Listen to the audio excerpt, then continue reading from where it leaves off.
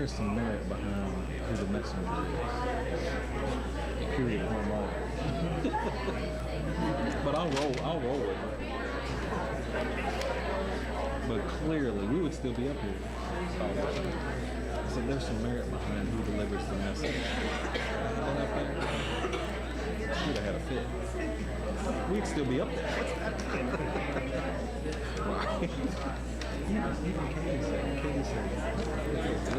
she said, John, but it's for the kids. And then I still said you could have done all this without me. Like you and I could have sat in the room and said, you all did that and then let me present it. right. Right. This would have been done. I'm just going to go ahead and sit down. But good step forward. I think she even noticed it. 1, 2, 3, 4. Okay. But she's not discreet. She's not even good at covering it up. My brother texts me, is like, she doesn't even. You're welcome. She just doesn't. Yeah. What? Has she always been like that when it comes to like discipline and Yeah. I can't say it's an age thing. right? But you know what? At least that's who she is. Because, race is just You know right. what going It's in? authentic, right? Yes. Oh, it's a And you know mess. going in. Yeah.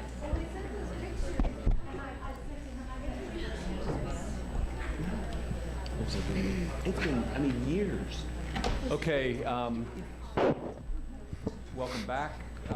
The Board of Education met in executive session to discuss collective bargaining negotiations pursuant to KRS 61.8101E of the Open Meetings Act, and no action was taken.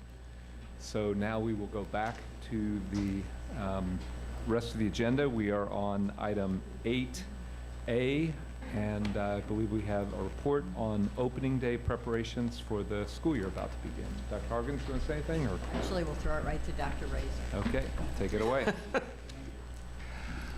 I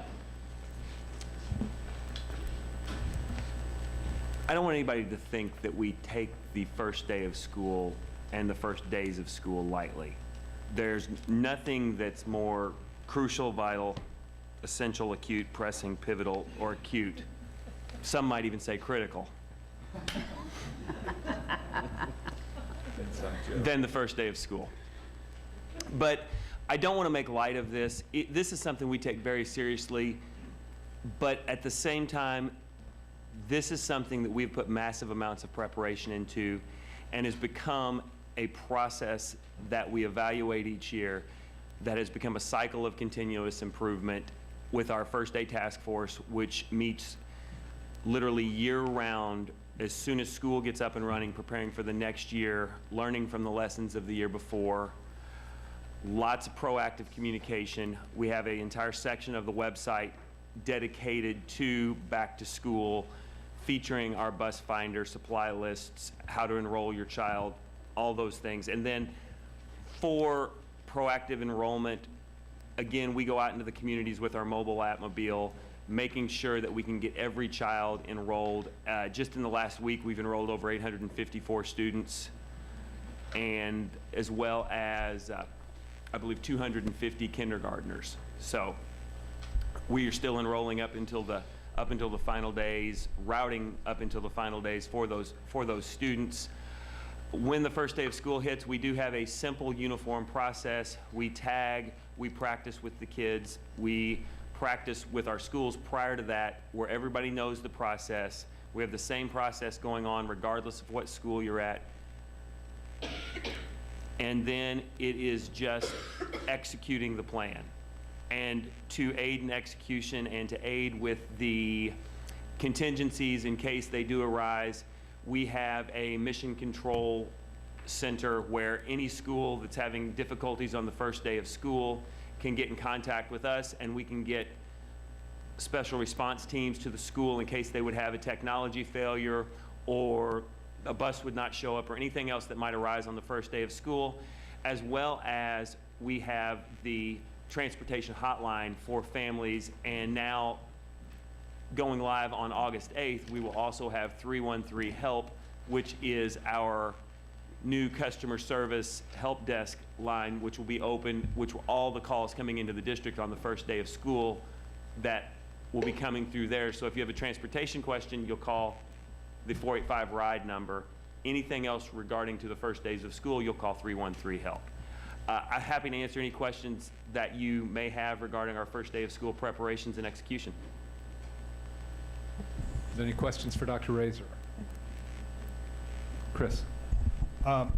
Two questions, actually. The 313 help is, we had talked about in the strategic plan to have a 311 type system. Is this what is this the first iteration of that? It is, and it is the first iteration of it. It is, we've taken a startup model where we've created what we consider to be a minimally viable product that does what we need it to do, where we can funnel all the calls into one place and know what kind of calls we're getting and ensure that follow-up is happening with those calls. And our one first important value is we're not just going to pass you off with that. We're going to make sure that you're with the person when we get off the phone with you that can get you the answer, or we've gotten you the answer.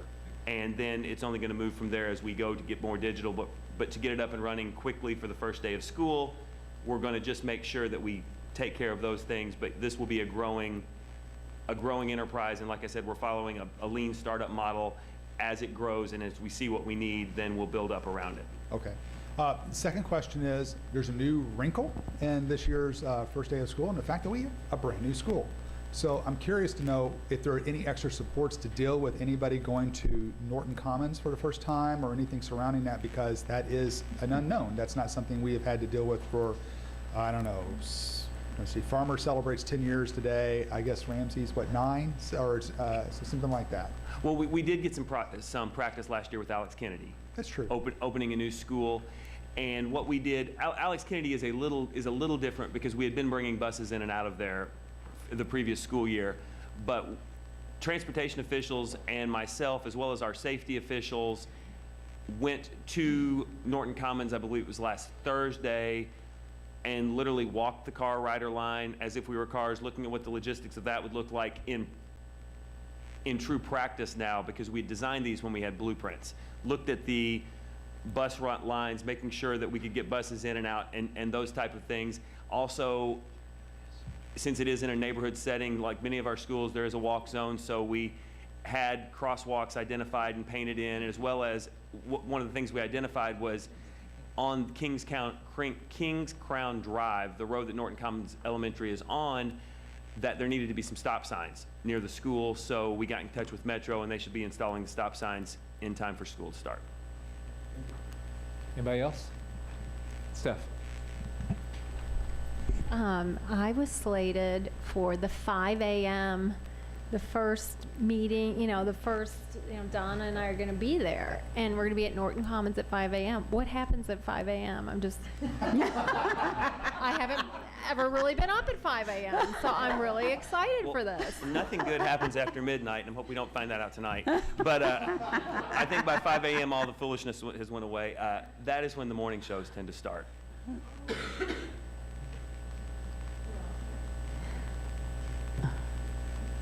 Okay.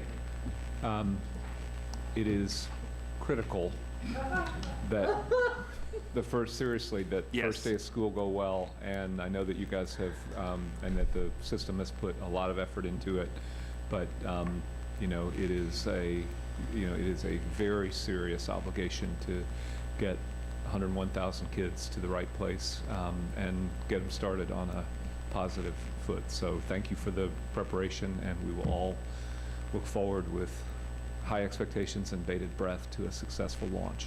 So thank you. I forgot to do one thing, if I can please. just take 30 seconds. I'd be totally remiss if I didn't take one more opportunity to thank Rick Capel, Jeannie Giberson, and Amy Dennis for what they've put into this first day of school. They were the brain trust that started this process of our first day of school task force, and many of the processes that they started, I believe 6 years ago now, are still in place and have only gotten better. And I think they all should serve as an example of what your last days on the job look like. I can tell you, having worked closely with the three of them for the last 3 or 4 weeks, trying to soak up every piece of knowledge they have, they're an example of what your last days of work should look like and how you should leave your job you know, it's planting a tree that you don't get to rest in the shade under, but it's there for all of us. Okay, thank you.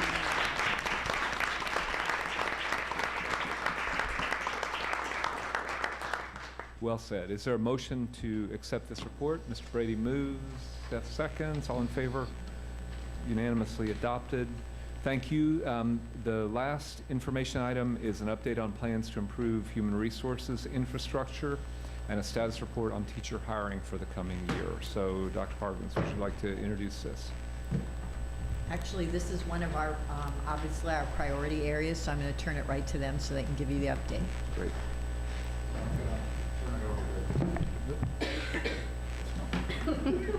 Hit me in the eye.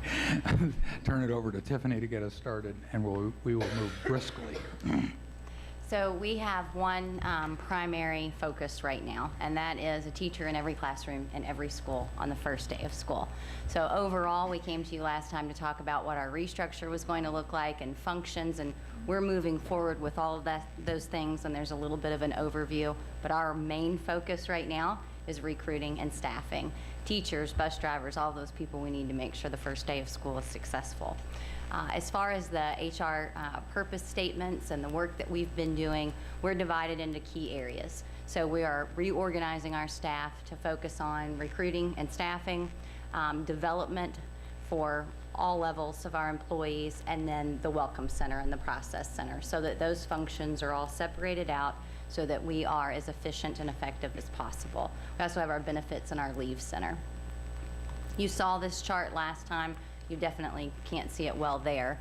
It hasn't changed as far as the functions go. We really are just trying to have a team concept and look at what are the major areas that we need to focus on, and how do all of our customers, our current employees, our applicants, everybody in the schools that we support, how do they get what they need from us, and is it very well defined? We have met as a whole department, so a big change for human resources is making sure that everyone is on the same page and that we're communicating, so building a team. We've spent 4 sessions together working on what are our major roles, who are our audiences, what are our checklists and our major functions, and then making sure that as we begin to define that better, we're communicating that again to our customers, to our schools, to our principals, to our teachers, and to our applicants. We really want a collaborative, team-oriented department where we're serving everyone and everyone feels valued and important. We still have some challenges. Space is an issue. So to be as effective as possible and as efficient as possible, you want everybody. I'd love to knock down some walls here on the first floor and have us all in a great big space, but Dr. Figuratively and Harlan's literally. Yeah, both. Yeah, figuratively and literally, that's right. And so we're still working on that. Another big piece is our feedback loops. We want to make sure that we are getting feedback from our customers, from our principals, our teachers, our applicants about how we're doing. One of the things that Mr. Hudson has talked about doing, and with our new phone system that we're very excited about, is eventually when, like you call mini businesses, they'll be ask you if you want to take a survey at the end, just to talk about your customer service experience, but also working with our principals and SBAT's principal communication to make sure that we're getting that feedback so we know where we need to improve and where we're not meeting the needs of everyone.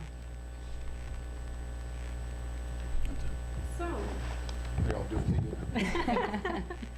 So just to give you an update of where we are with recruitment and staffing, again, our laser-like focus is on getting a teacher in every classroom in every school for the first day. So just to update you and remind you of the challenges that we face, so that task is pretty monumental. We continue to face the challenge with the decrease in number of graduates from teacher preparation programs. We saw that consistently while on the road this year. That trend will continue. Unfortunately, we also had the release of ACT data. They poll their high school students to find out what they want to do, what their career aspirations are. And high school students are saying more and more, again this year, fewer want to be teachers. And so we want to work on changing that thought process. And we have some things in place that we can do to help that. Other challenges, perception of the teacher overstaff list. That's something that we are also working with and collaborating on changing. But overwhelmingly, there's a negative perception about teachers on the overstaff list, when in fact these are largely new teachers, new talented teachers that our principals had just selected and are unable to keep due to cuts in funding, program changes, certification mismatches, and so that continues to be a challenge that we're working through. And then additionally, the length of the transfer window. As the teacher contract currently stands, that transfer window goes from April 25th through July 31st. That's the time period the teachers can interview for transfers for the upcoming school year. As soon as one transfer happens, there's a domino effect. And so it's hard to figure out where those vacancies are going to be during that window. And so that leaves us a very, very small window to actually identify true vacancies. If the transfer window closes on July 31st and school starts for teachers on the 8th, that's 7 days, and then 9 days before students come to school. And so we have that as a challenge, and we continue to face that challenge, but hopefully that's something that will change with perhaps a change in the contract. So how do we meet those challenges? Yes? Can I ask a question about that? Yes. I still don't understand why you have to wait till the end of the transfer window to hire. Set me straight on that. Sure, absolutely. I'd be glad to. So just to illustrate the point of what happens in a transfer, teachers put in those requests early in the spring, and those play out during the summer. So let's just say a principal, high school principal, knows he's going to have a math opening because a teacher retired, math teacher retired. Checks out his transfer list. He has some transfers that he's going to interview and finds someone on that list, selects them, recommends them. That teacher came from another school. No, I understand all that part, Okay. but why don't we have 400 teachers already hired and ready to be deployed on July 31st or whatever the date is? If I can insist Yeah. Yeah. because I've been trying to figure out the same thing. Yeah. So I can share my learning with you.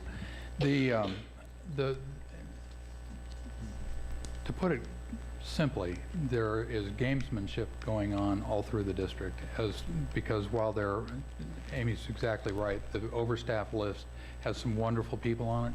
It also has some people on it that the prior principal didn't care for. And so there's lots of gaming going on. Teachers, if somebody's going to retire, the principal might say, don't announce your retirement yet because I want you to hold that spot until I can wait to get the right person in that spot. So all this gaming going on, and it surrounds itself on the start and stop of the transfer list and the start and stop of the overstaff list. And that's part of our negotiations with JCTA now, and we're going to get that fixed. The other fix that went along with it is working with Cordelia. We were able to create this pool of hiring 55 and 5s that you saw, and that will allow us in the future. We didn't have enough time to do it this year, but will next, to hire into a pool so that we'll be able to place people more efficiently rather than trying to hire them and move them around. So Can I add? if I show you the timeline, I can better explain it to you, but I don't think at this time of night you want to see a timeline. The other piece of that is simply whenever there are moving parts that continue to move, you can't come to a solid. And so when one teacher transfers and a principal realizes that they now have this vacancy, they may have created a program or a classroom or something around that particular person and their skill set. Now that I know I have this vacancy, at the elementary level, I might say, well, I don't need another 4th grade teacher who's also doing this intervention thing. Now I need this other kind of person. With dual cert teachers who might be at the middle school or the high school level, now we start messing with the schedule in a good way, right? Our principals are paid and the school staffs are paid to advocate for their schools, to meet the needs. People matter.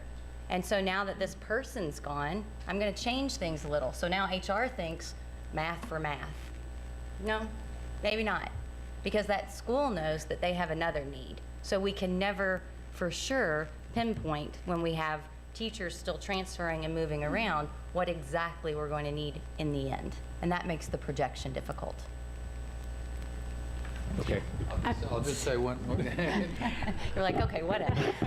No, I mean, I think No, I it's all right. accept that it's difficult, but I mean, I still have expectations that we can get better at it. Absolutely. And we'll, Yeah, I just wonder if there's some way to start the whole process earlier. I mean, what would it take to just get an earlier start on this? We're looking at all of these things.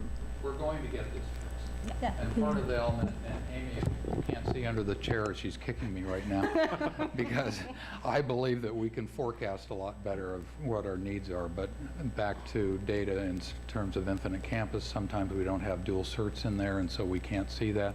So we have to do a whole bunch of data cleanup to get a good data feed, to get a good forecast, and that is what we're going to be working on.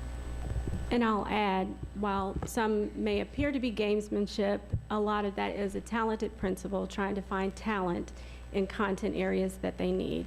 And that dual certification plays a big role. We have a lot of teachers with multiple areas of certification that can meet the needs in that school.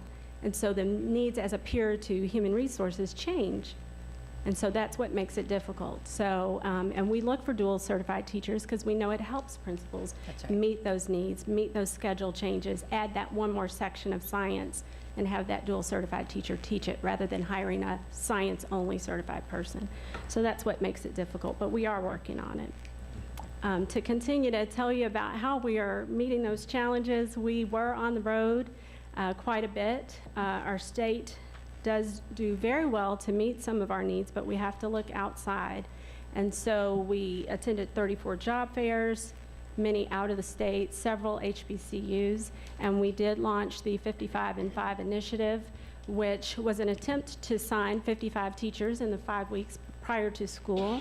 Due to the timing of when that was launched, that really became more of an effort, a PR effort. It helped us to recapture or regain the attention of the talent that was out there, and we've been able to hire them right into positions. So the idea was that we'd hire them into this pool, but we see more and more now as we approach the start of school exactly where they need to be, and that's where they're going. But we do look forward to being able to use it more in coming recruitment seasons. We had a tremendous support from our communications department who helped us to launch on Facebook. The initiative went with a very specific direct marketing strategy. We looked for a certain type of person who could meet the needs that the district had. Those numbers are low. I'd like to give you an update that communications shared with me. As of Monday, we had over 37,000 people that we were able to reach through Facebook and this launch. That means 37,000 Facebook users saw our 55 in 5 initiative. Of those folks, over 1,300 of those actually engaged with the post. That means they clicked on it, they commented on it, they shared it. Specifically, 130 shared it, so that expanded that reach. So that goes along the lines of something else that we've been trying to do, and that's expand our social media exposure intentionally and specifically for teacher recruitment. We also got free Instagram exposure for those who are familiar with that. So again, it just broadened that reach.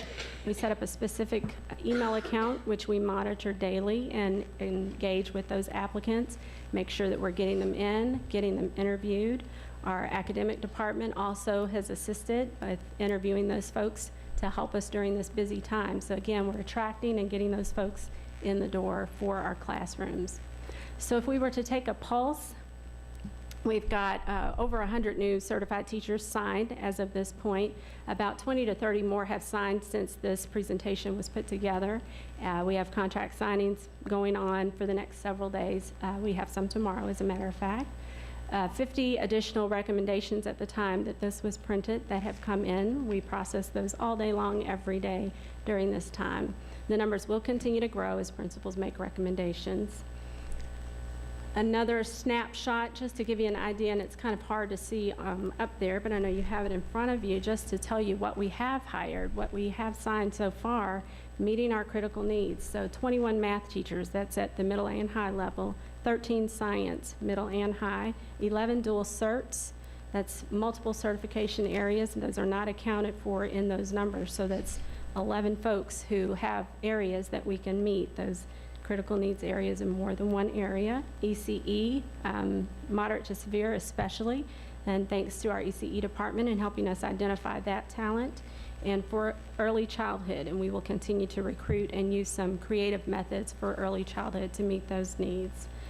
We'll continue to remain focused, and as we approach that point in which we can nail down and find out what those true vacancies are. On August 1st, we'll be working really hard for those next 7 days to fill those positions and have that teacher in every classroom in every school. Okay, so are we going to have a qualified teacher in every classroom on the first day of school? We absolutely are. will. 100%? If I have to go in a classroom myself. I haven't been there in a while, but I can do it. Okay. Lisa? Just would love to see some trend data. How are we doing this year? I mean, do we know if we're getting better at this? And I know you guys are new to the position. but- We are, I can tell you we are, having been in the department before. That overstaff number is a huge improvement. We had lots of folks who took advantage of that talent in the overstaff pool. I failed to mention Dr. Munoz and his work with the priority schools helped us to communicate with those principals, and they took advantage of that very early on. And so that helped to reduce those numbers and help move the staffing along. So we've been able to attract some talent earlier on in the year for that. So I sort of had the sense that this is better than where we were this time last year. I would actually love to see that data just kind of routinely in these presentations, where we were, where we are now, so we can monitor. So That's Angie, great. maybe one of the things we can do is just put as a request of sort of a post-mortem on this part of the launch of the year. At some point, we'll figure out how to schedule that. Okay, great. Is there a motion to accept this report? Lisa moves, Chuck seconds, all in favor? Aye. Thank you all very much. Before we leave, I'd just like, Amy's team deserves a ton of credit here. They've been working nights and weekends, and Great. so they ought to get a round of applause for doing a great job. All right. Thank you all very much. So we're now to the consent calendar. There are no speakers on this agenda item. There's, as far as I know, only one item that has, I'm sorry. On the consent calendar, Yeah, R5, you got a speaker.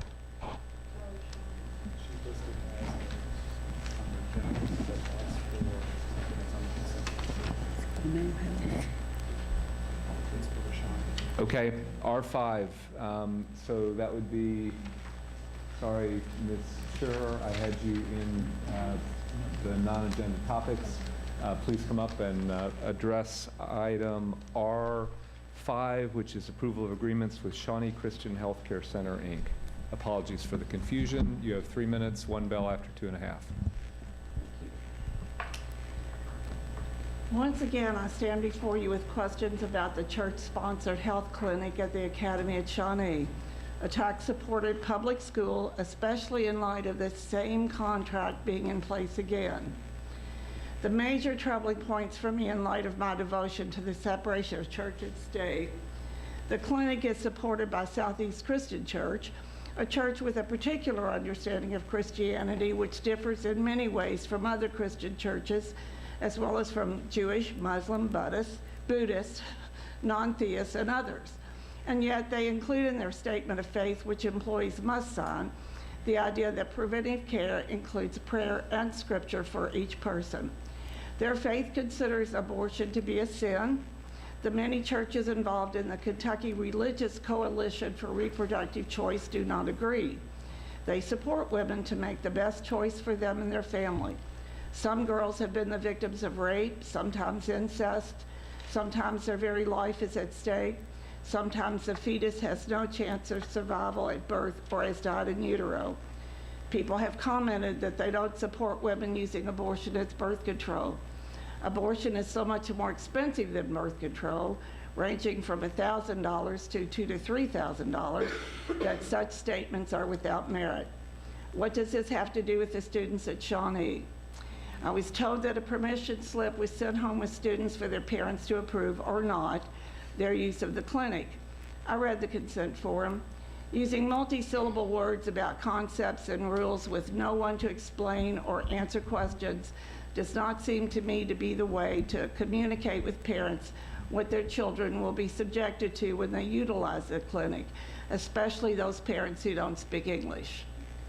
I was also told that girls who needed assistance with reproductive health choice would be referred to the U of L mental health clinic across the hall from the church clinic. However, there are no policies or procedures for doing so at the church clinic, and the workers at the U of L clinic had never heard of such an arrangement.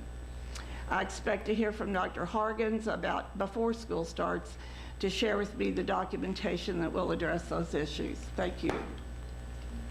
Thank you for having the patience to wait to speak to us tonight. And as is our practice, Dr. Hargens will respond in due course. There is one item that on the consent calendar that several board members have asked to be pulled down for further discussion. That is item V as in Victor, revisions to traditional school guidelines. And I also would like to ask that item R7 be voted on separately. We don't need to discuss it. Let's see, who would like to, well, actually, so hold on. Let's go to item V. Who would like to raise their questions or comments about the traditional schools? Or should we vote on that separately? Are we gonna? I think we should just vote. My suggestion is that we vote on the consent calendar as a whole with minus item V and the item that you all pulled right, down, we'll and then come we back. can move on and All right, discuss. so motion to approve the consent calendar minus item V and item R7. Mr. Brady made the motion. Is there a second? All right, Dr. Wilner, all in favor? Passes. All right, let's go to traditional schools. Who would like to comment or begin on that? Well, the only thing that I would want to say, I think Dr. Hargens clarified the fact that the committee that's going to examine the issue of exiting kids from traditional schools will be meeting later on, and that we will not be practicing this particular practice until the recommendation comes from the committee to the board, and the board gets a chance to make a decision on that. But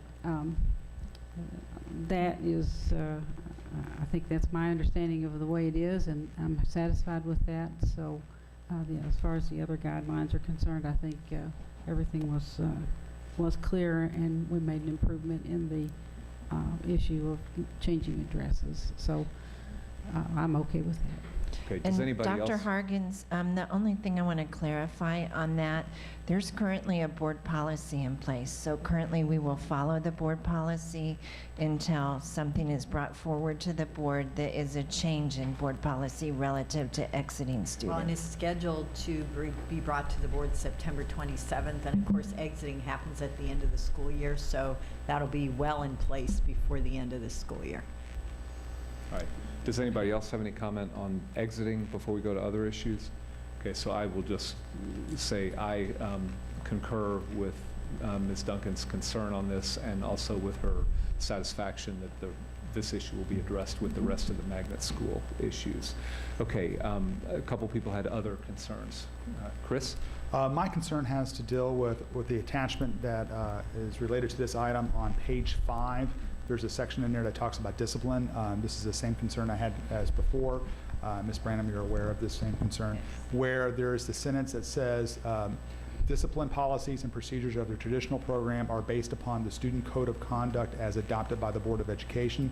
My concern is are based upon, rather than, it sounds like, and this is an issue that we've had brought up to us in the past, where traditional programs might use the code of conduct, but then add on to the code of conduct, kind of piling on to that. And there's been a concern expressed, at least by me and I think others on the board, saying that that seems to be, in a way, a little bit of double jeopardy to a certain degree. The communication we've had back and forth, it was basically that based upon would really mean aligned with. And so my suggestion is either we can perhaps maybe modify, and I know that I'll need to make a motion for this, but to modify that particular language just to say, instead of based upon, either be aligned with or same as the student code of conduct. And I'm going to defer to your judgment on that as to what would work best there. So on June 24th, we shared with Dr. Harkins, one possible proposal would be to alter that language to, instead of based upon, it would be the same as, or the same as, and not to exceed or fall below. We can go with either I recommendation. like same as, not to exceed. Okay. So I would like to make a motion then on this, and we can vote on this whenever the chair feels it appropriate, Yeah. that my motion would be to change the wording regarding the discipline, instead of based upon, to same as, not to exceed. Okay. Why don't you hold that thought to Sure. see if there are other particular amendments, and then we'll come back. Steph, did you have a? Yeah. Same issue. The language is correlated. I think it's Okay. not called the code of conduct. It's called something different now. That's true. Student Yeah. success. So Yeah. it should just reflect, Or it just should be student support. updated, and there is confusion, I think, that this has created over the years. Okay, great. And so will Chris's motion address that same concern? Great. Okay. Yes. And Ms. Horn, I will share this, that if a school, any school, not just traditional schools, wanted to deviate from the code of conduct, there is a waiver process in place. The school would have to submit a waiver to the board. The board would have to consider that waiver and approve it. To our knowledge, there are no such waivers that have been submitted by any school, traditional or other. So. Okay.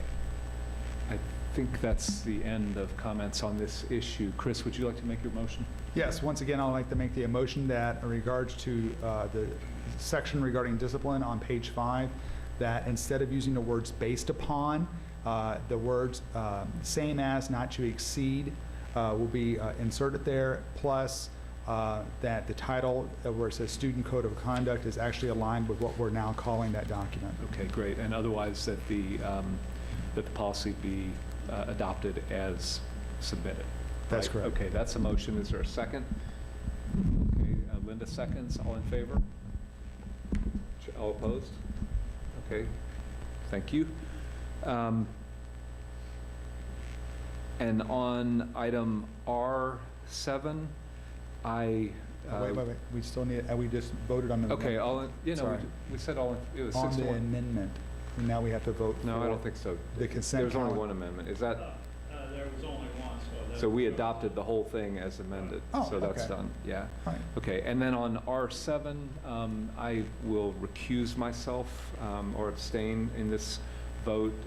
So is there a motion to approve R7? Mr. Brady moves. Is there a second? Okay, Lisa seconds. All in favor? All opposed? All abstaining? 601. Great. Thank you very much. That concludes the consent calendar. At this point, I would like to ask my colleagues indulgent to make one more flip in the agenda. We have 2 remaining speakers on non-agenda items, and it has gotten awful late, and I'd like to suggest that since the rest of the stuff on the agenda is board organization stuff, we invite them to go ahead and speak now before it gets any later. Is that okay with everybody? Great. So let's move to persons requesting to address the board on non-agenda items. Our first speaker is Christian Jones. Christian Jones, thank you for being with us this evening. Apologize for keeping you and your colleagues here so late. And we welcome you to speak when you are ready. 3 minutes, 1 bell after 2 and a half.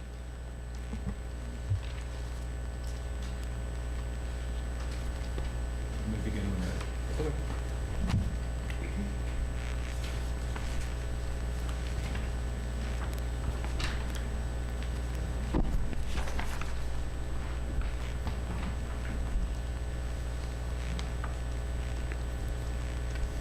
Okay, so my name is Christian Jones, and I'll be a junior at the Brown School, and it's a pleasure to be able to. Right into the mic, they can't hear you. Okay. It's a pleasure to be able to speak with you tonight, and I'm here representing Elson, Louisville Sex Education Now, to kindly ask you to put their guidelines on the agenda for a vote.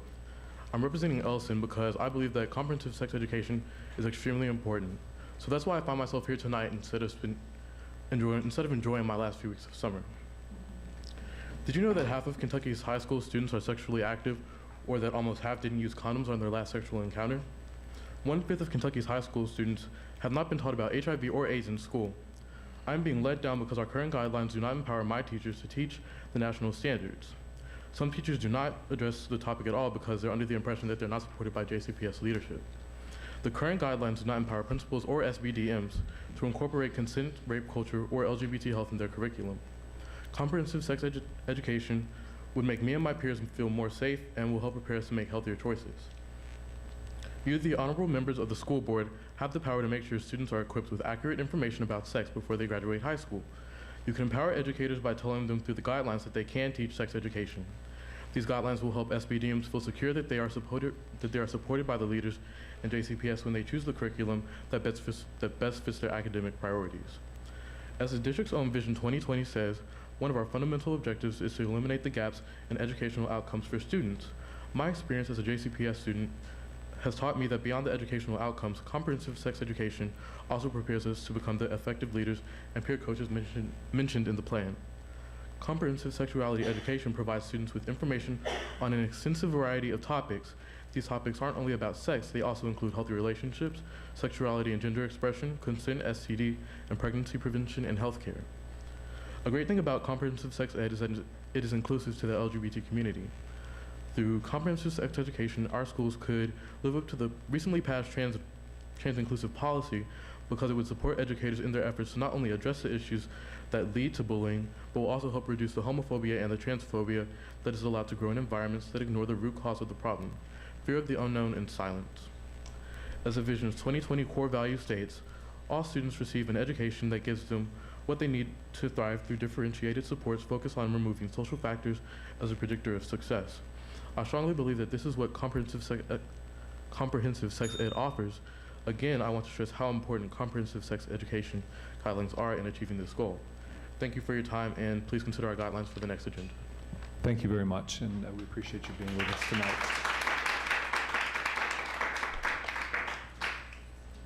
Our next speaker is Gay Adelman. Gay Adelman.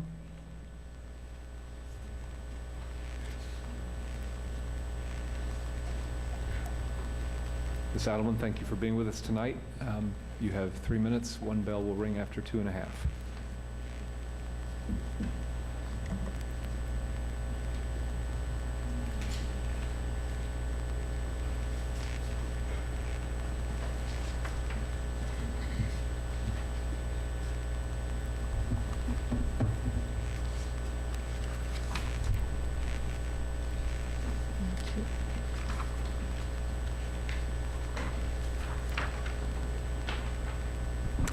Good evening.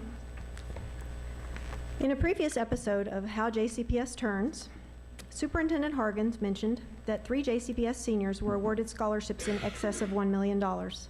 One of those students defies widely accepted paradigms because he comes from a priority school.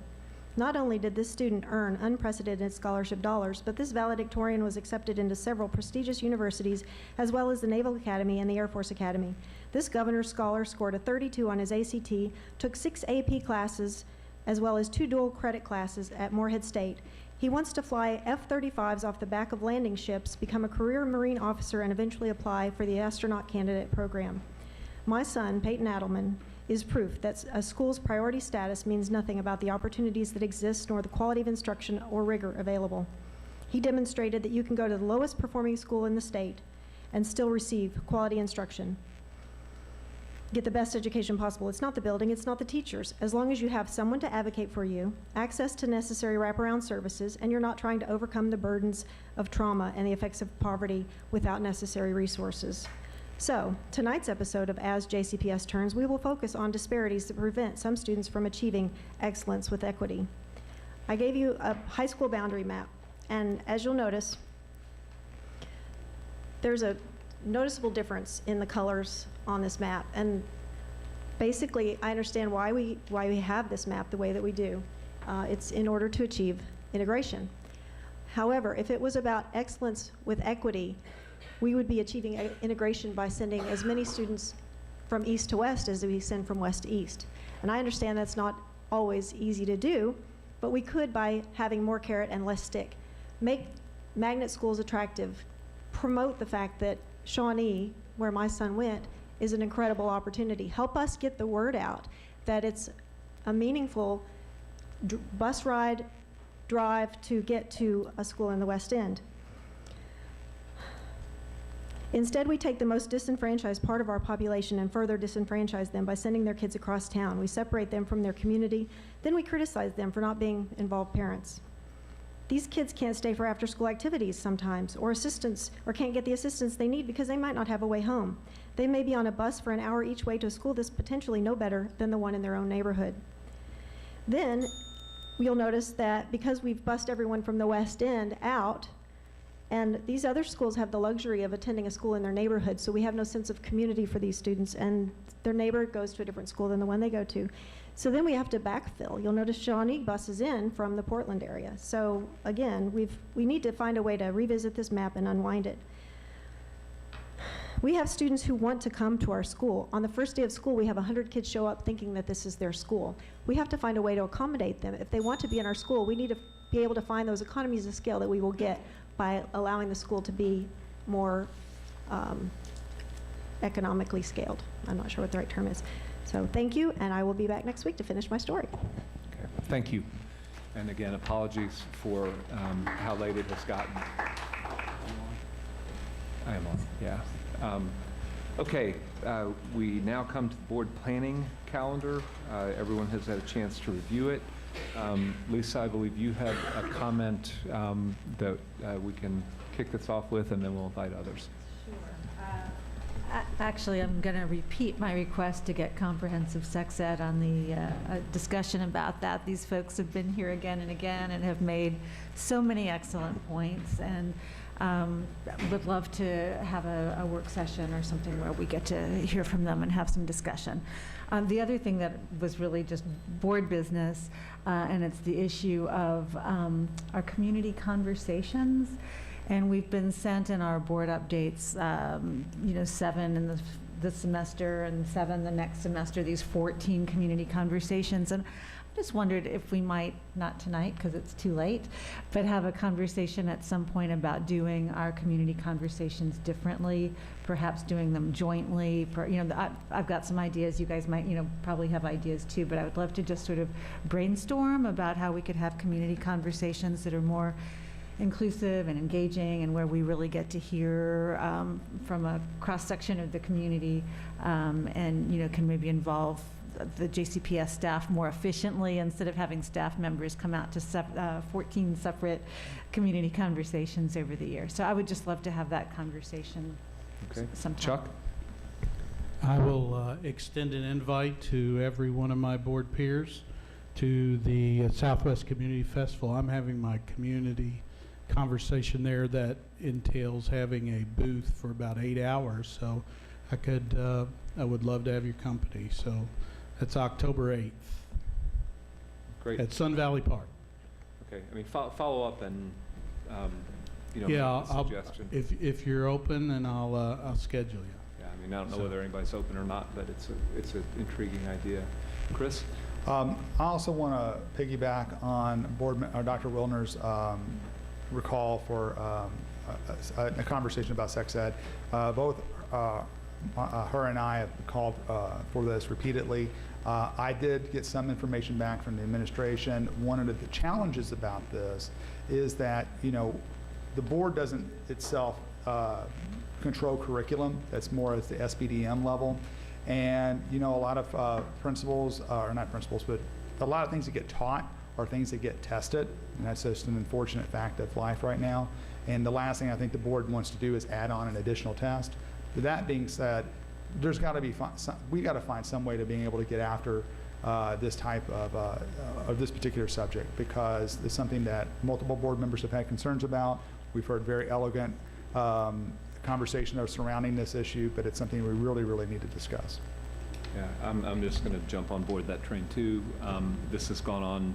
I mean, it goes back a little bit to the code of conduct debate. If you're going to deal with the real issues in the society, you got to get started somewhere. And there's no question that figuring out how to grow into adulthood in today's culture of change, of porn as the new sex ed, all of these issues that are national or global issues are something that our kids need some kind of help with, and it's tough, but we gotta get after it. And if it's a SBDM problem that's insurmountable, we gotta explain that to the community and put the responsibility there. Otherwise, but let's figure out how to get that on the agenda.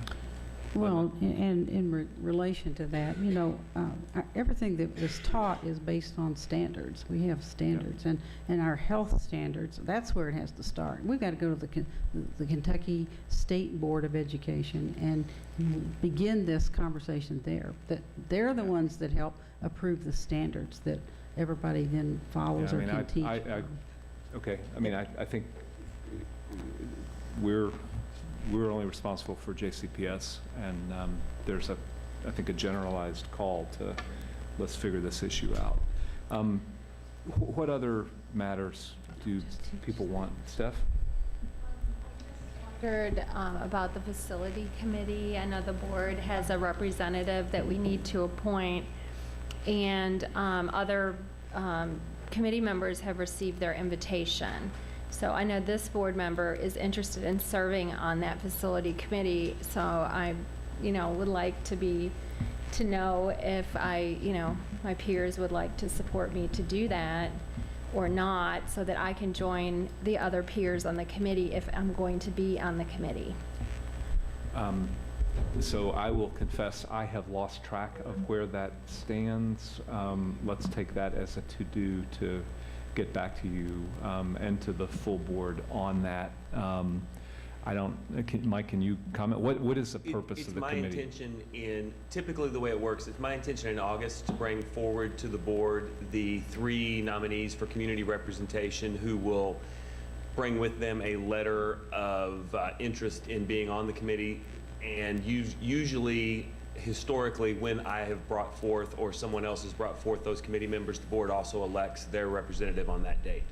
And I have every intention of, if not August 9th, doing that then on the 16th, I believe it would be, of August. Okay. So can you and Dr. Hargens ensure that that the board remembers to query to see whether anybody else is interested, and that we get all that to happen in August? Sure. Okay, Steph, thanks for bringing that up, Diane. The committee hasn't met, though, yet. It's No, I know. We've started reaching out to the other members. Yeah. Could you, Dr. Razor, give us some information as the total board? It doesn't have to be in a work session. It could very easily be in a Friday update as to what the planning committee looks like, what it has looked like. And I remain concerned that we always have some diversity in what we do, that we're reflective of the community that we serve.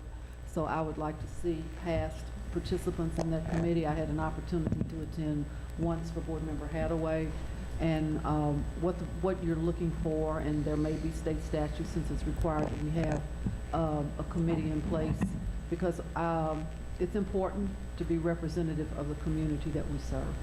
Absolutely. Thank you. Okay, Chuck? Yeah, I don't want to throw a wrench into Board Member Horn's enthusiasm by any means, but this speaks to a larger issue that we've talked to about board governance and committee assignments and all that. So I would assume, if I may be so dangerous to assume, that any committee, any board member could go to and observe and be a part of. But, we had talked about board members and being on committees, and so if we need to revisit that in light of her enthusiasm to be a part of that, because I don't think there's any doors that are shut for board members to be a part of something, but maybe there's an issue to talk about what is official or not official. And statutorily, we have to have one board member on this. Okay, well, that's good. Yeah, I mean, that's right. There's a statutory requirement here, but the issue, nonetheless, again, it's the same as the Code of Conduct Committee. The facility stuff is going to turn into really hard work, because we've got a $1 to $2 billion hole that we've got to fill over the next decade or two, And how to prioritize that is going to be a giant hairball. And we got to make sure we have the expertise in the community to really get after it and, do the work. So, all right, Linda. On the calendar, I'd like to see us have that quarterly report that we're talking about, the quarterly dashboard of all of the things that we're wanting to track, the behavior things and the other things related to that. And I had another question about the dashboard, Dr. Hargens. Do our alternative schools, would we need a separate dashboard for them? Because they don't really fit the mold of the our regular school program in terms of, their population changes all the time. Some of them have many more at-risk kids, and would they be included in this dashboard, or could we do one separately for them? I think it would be, it would be included. And actually, Dr. Dawson and her team have worked on a dashboard, and we're almost ready to get that to you to get feedback to make sure it's what you need. So we're very close to that. Go ahead, And Dina. there's a filter that allows you to look at the data by school type, so that would be an option. Okay, very good. Okay. Anybody else? Okay, I just want to add my comment to Lisa's point about the community conversations. I'd like to broaden that out a little bit because we've had discussion with Dr. Alsbury and otherwise about how to improve the opportunity to gather community input. We've had some great examples of things that, at least from my perspective, have worked pretty well. The planning, the strategy of community meetings were a good example. I think the superintendent summits on discipline were another good example. And I think there's wide dissatisfaction in the community, in the administration, and on the board about the way the board meetings have become ineffectual as a way to get community input. It's just not the way people live anymore to have to physically show up in person, for 3 minutes. So my hope is that in the conversation at the board, Dr. Hargens, maybe you can come prepared with some alternatives for ways to create better community input opportunities where the board will have the opportunity to hear, not at the end of the night when everybody on all sides is exhausted, but in a more, thoughtful way. That's an opportunity for improvement. So, all right, I think we've beaten all those horses to death. That is the end of the, all right, thank you all. And we hope we will get this on the agenda at some point. Let's now see if there are any board reports. Oh. That's not me. Linda? Just quickly, I know we've begun our back-to-school events, I know, all over the district, and there is one Thursday morning, 8 o'clock, begins at Stewart Middle School. So I know areas will be welcoming that. And then I just would also want to recognize the passing of one outstanding principal, Betsy Pickup at Medora Elementary. And I can't talk about it a whole lot because Betsy was a very good friend. And but it's just, I want us to appreciate the work and the job that she did there and the family that she built at that school. Linda, thank you. Thank you. Thank you.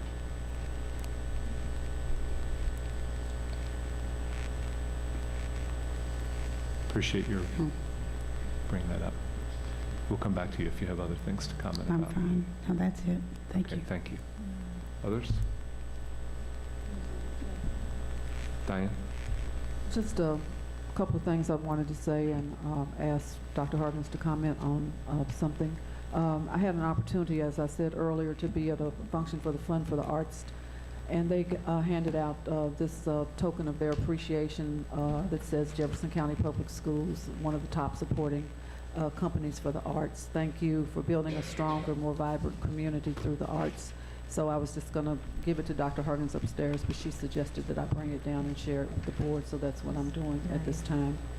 And also I wanted to take a minute to thank the mobile application bus process, because it is working in various districts, and I've had an opportunity to be to see the bus in operation at Foster, at Bick, and at Hotel Louisville, and it works. And we may not have lines of people, but we do have people coming to sign up their children for the bus, and I think it's great.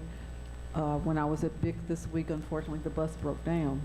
So I rode around looking for the bus, and there was no bus. So I texted the principal, and I said, so did I miss the bus, or did I mess up my calendar again? She said, there is no bus, but there are people. The people actually came inside the school. They kept the school open so that folks could come. So anything that we can do to reach out to our community to make registration more, That's right. make it easier for folks to be there, I think I'm very pleased that that is working. And I went to each location and thanked the folks that were working, because it's not about it's their job. It's about the fact that they're in the community to welcome folks to Jefferson County Public Schools. So I just wanted to say thank you. It may be your job, but I thank you for doing your job well. And then Dr. Harkins had an opportunity to sign a poster based on a minister's meeting at Burnett Avenue Baptist Church. So I'd like for Dr. Harkins to comment on that, please. Actually, what it's a wonderful opportunity is to co-sign about a commitment. And these pastors and these religious leaders have really committed along with us to support our students and to support the work that we do. So that is huge. So we will actually, Dr. Marshall, where is it on display? It's going to be right up here. It's going to be right. Getting framed. It's getting framed, so it's going to be right here. So we'll make sure that we point it out.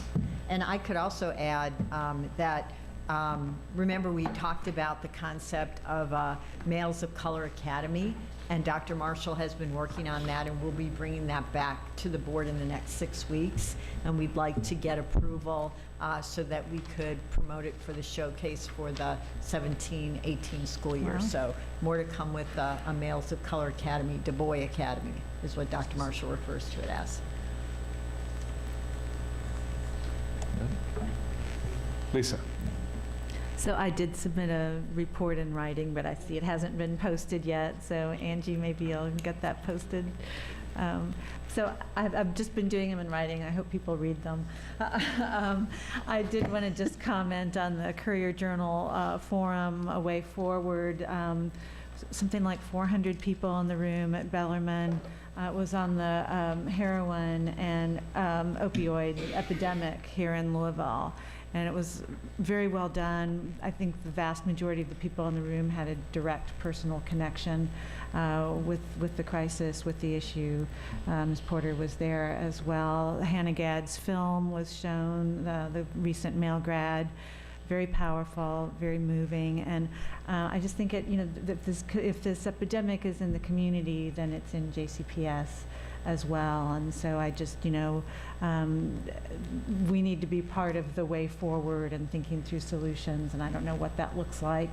But, one of the things we heard from Laura Unger, the health reporter, she was talking about a visit to a university hospital, and 50% of the infants in the NICU were heroin addicted.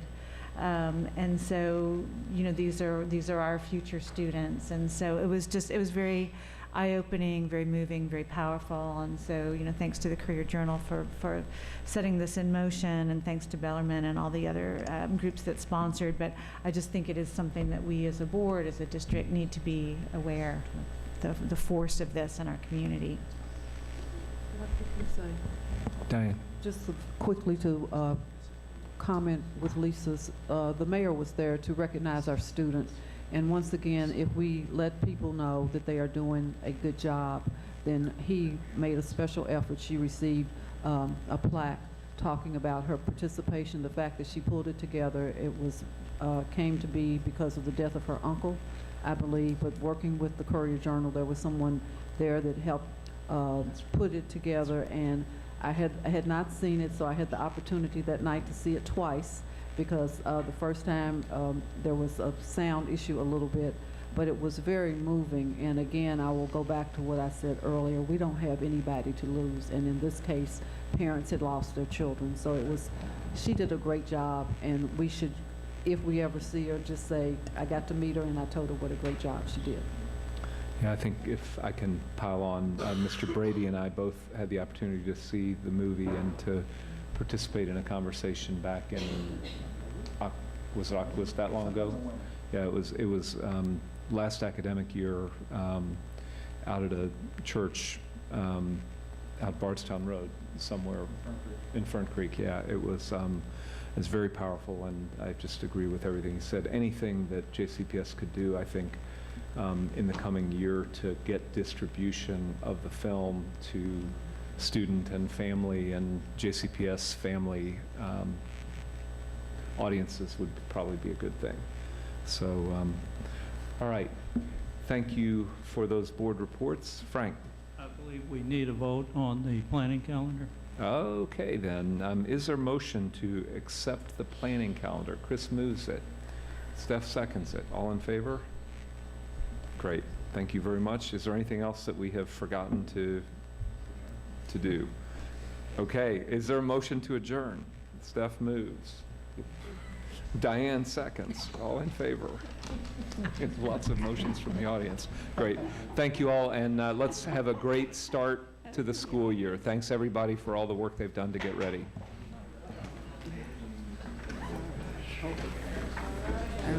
Yeah, I'm telling you, it's just okay. It's really early. Is it? It's not 8. Isn't it before 8 o'clock? There's a breakfast.